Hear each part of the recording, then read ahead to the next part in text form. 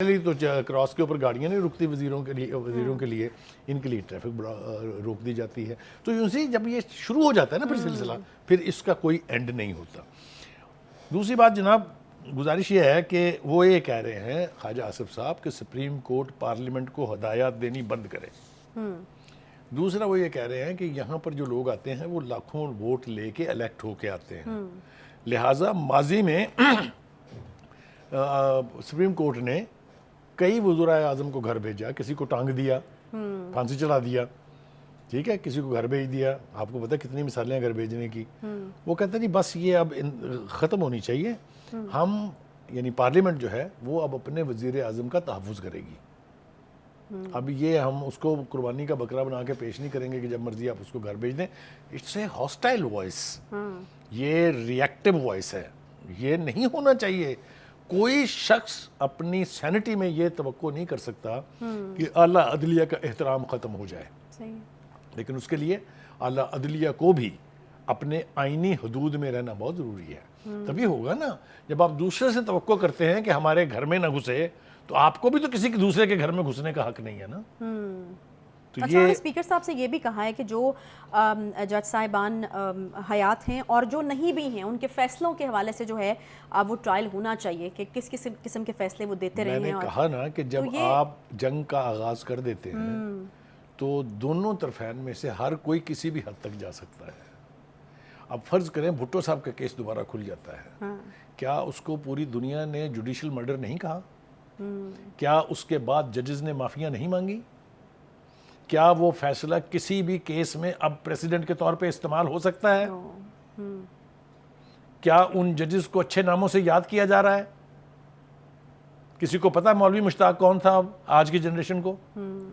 تو یہ انفارچونیٹ بات جو ہے اس کو اوائڈ کرنا چاہیے تھا.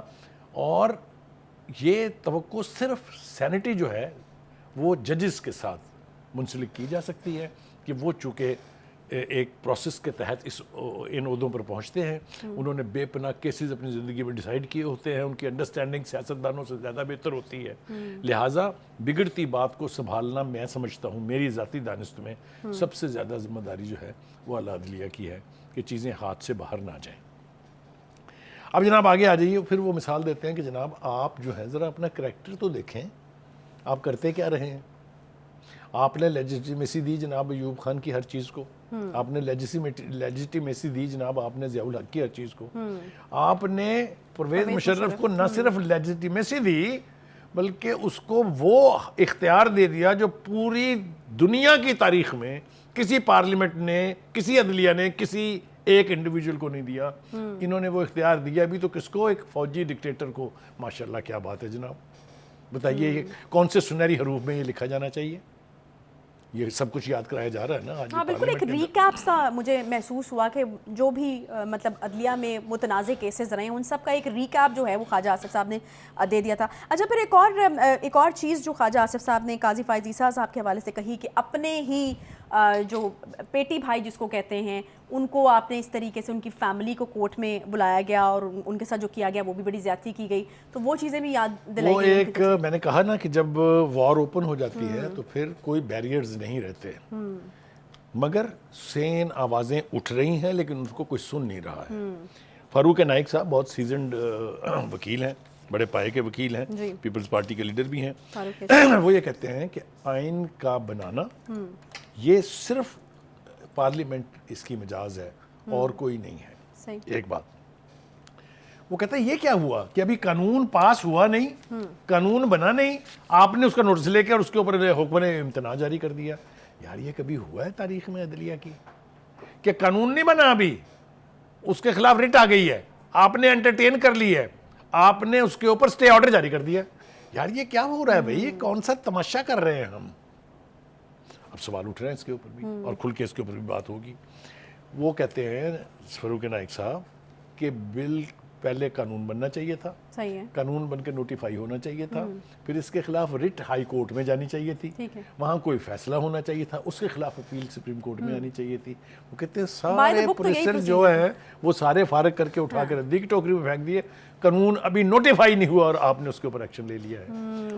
یہ پروسیجر تھا. دیکھیے یہ سب سے بڑی تکلیف دہ بات یہ ہے کہ وہ جو آپ کے بس میں نہیں ہے مت کریں.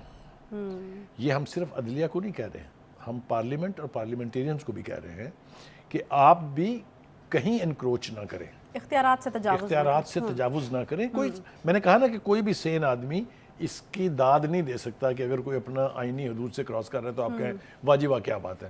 ہاں لیکن کوئی ایسا نہیں ہے کہ ایسے لوگ نہیں ہیں. آپ دیکھیں نا کہاں سے تعریف ہو رہی ہے, تعریف وہاں سے ہو رہی ہے جن کو بینیفٹ مل رہا ہے. دیکھیں مجھے آپ یہ بتائیں کہ دنیا کی کون سی تاریخ جو ہے وہ یہ کہتی ہے کہ سپریم کورٹ کو متحارب سیاسی گروپوں کو مذاکرات کے لیے مجبور کرنا چاہیے. بات یہاں تک بھی ہوتی تو میں برداشت کر لیتا. اصل اسپرٹ یہ ہے کہ جاؤ انہوں منا لو. آپ مجھے بتائیں یہ کیا ہو رہا ہے بھائی؟ اچھا ون لائنر یا آپ یہ کہہ رہے ہیں کہ یہ ہے کہ اور کیا ہے اس میں؟ یہ بھی کبھی نہیں ہوا, یہ بھی نہیں ہونا چاہیے. یہ چیزیں میں آج اس لیے ڈسکس کر رہا ہوں, اس لیے ہم یہ آواز بلند کر رہے ہیں کہ ابھی بھی وقت ہے کہ دونوں طرفین جو ہیں, حکومت بھی اور پارلیمنٹ بھی, عدلیہ بھی اور پارلیمنٹ بھی, یہ اپنے معاملہ جات کو اپنے ہاتھ سے نہ نکلنے دیں. کیونکہ ہاتھ سے نکلیں گے تو پھر بات دور تلک جائے گی, اور آپ کو پتہ 3 دفعہ جا چکی ہے. میں اختلاف کرتا ہوں ان لوگوں سے جو یہ کہتے ہیں کہ دوبارہ فوج نہیں آ سکتی. اچھا آپ کو بھائی صاحب جو اوریجنل کانسٹیٹیوشن تھا نا جی 1973 کا, اس کا پریمبل کہتا ہے کہ the armed forces are custodian of Pakistan's ideological national ideology and territorial integrity, and anyone, غور سے سنیے, who brings them into dispute is guilty of high treason under Article 6. کیا طے ہوا جناب؟ یہ تو ساری زندگی یہ بحث چلتی رہی ہے جی فوج کا کوئی آئینی رول نہیں ہے. کون کہتا نہیں ہے؟ یہ کیا ہے؟ آئین میں لکھا ہوا. آئین میں ایک اور بات بھی لکھی ہوئی ہے کہ سپریم کورٹ کے فیصلے پر بھی, اگر وہ ڈھنگ کے فیصلے ہوں, اگر عمل نہ ہو تو سپریم کورٹ آرمڈ فورسز کو کہتی ہے کہ اس کو امپلیمنٹ کرائیں. اچھا ٹھیک ہے, وہاں جو صورتحال ہے دونوں میں وہ بھی میرے خیال سے اس کے ہم ذکر وہی نہیں کہنے کریں لگی تھی کہ یہاں پہ ذرا وہ ذرا تھوڑا محتاط ہونا پڑے گا. اچھا فواد چودھری صاحب نے جو ہے وہ ایک سٹیٹمنٹ دیا ہے, میرے خیال میں شاید مجھے ایسا لگ رہا ہے کہ تھوڑا ذرا وہ جو اس کو اردو میں, میرے خیال میں اردو میں کہیں یا پنجابی میں ہلا شیری دینا, وہ والی چیز ہے نا کہ کوئی مسئلہ نہیں ہے. ججز کو کہا کہ کسی بلیک میلنگ میں نہ آئیں, آپ اپنے فیصلے دیں, عمل درآمد عوام خود کرا لیں گے. تو یہ بھی ایک رویہ ہے. وہ اس میں دھمکی بھی ہے, اس میں وارننگ بھی ہے. وہ یہ کہہ رہے ہیں کیونکہ بینیفیشریز ہیں نا, فیصلے تو ان کے حق میں ہو رہے ہیں سارے, تو وہ کہہ رہے ہیں کریے جاری رکھو یا کم ٹھیک ہے گئے. ٹھیک ہے, تو ڈرنے کی ضرورت نہیں ہے. ڈریں گے تو اسی بندے لے کے آ جائیں گے. عوام خود کیسے کرائیں گے؟ وہ جلوس ہی کٹو گے نا بھائی جان, وہ چڑھائی کرو گے نا, پہلے بھی آپ کرتے رہے. تو یہ ڈھکی چھپی دھمکی.